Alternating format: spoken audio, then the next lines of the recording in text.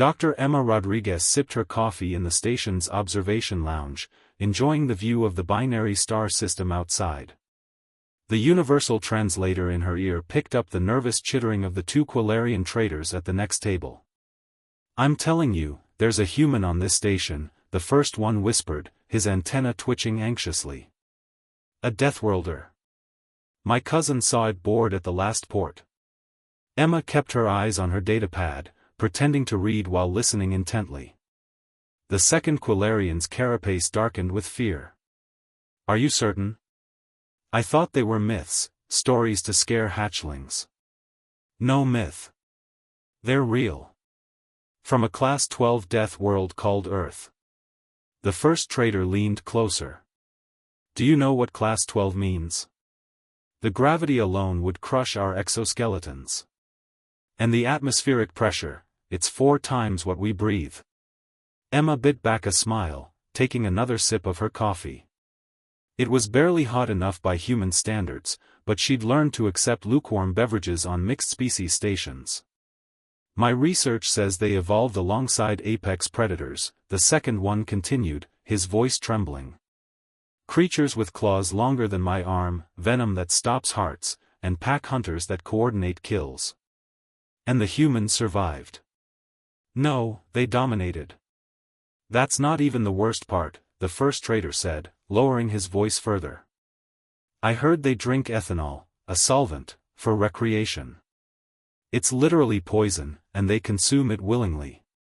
Emma glanced at the half-empty bottle of wine on her table, contemplating ordering another glass. "And their immune systems," the second one squeaked.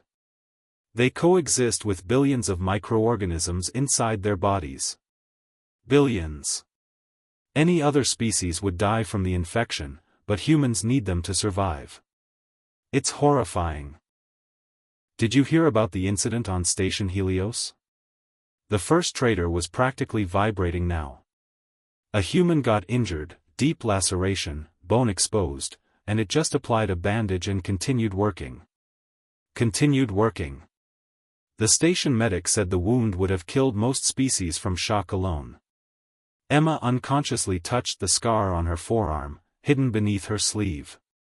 That mining accident on Helios had been embarrassing, but hardly life-threatening. "They can eat almost anything organic," the second one added. "Their stomach acid can dissolve metal. Metal. And they have this thing called spicy food, where they consume chemical irritants that trigger pain receptors, because they enjoy it."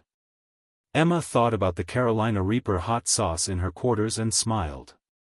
"I heard," the first trader whispered with reverence and terror, "that they can function on minimal sleep for days, survive in temperature extremes that would boil or freeze our fluids, and they heal from injuries that would be permanently crippling to us. Some even voluntarily damage their own muscle tissue and call it exercise. We should report to security," the second one suggested.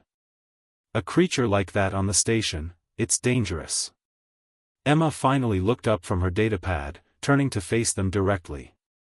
Both Quilarians froze, their compound eyes widening as they noticed her forward-facing predator eyes, her flat omnivore teeth, her impossibly dense bone structure. "Sorry to interrupt," she said pleasantly, her smile carefully controlled to not show too much teeth. "But I couldn't help overhearing. I'm Dr. Rodriguez, the xenobiologist.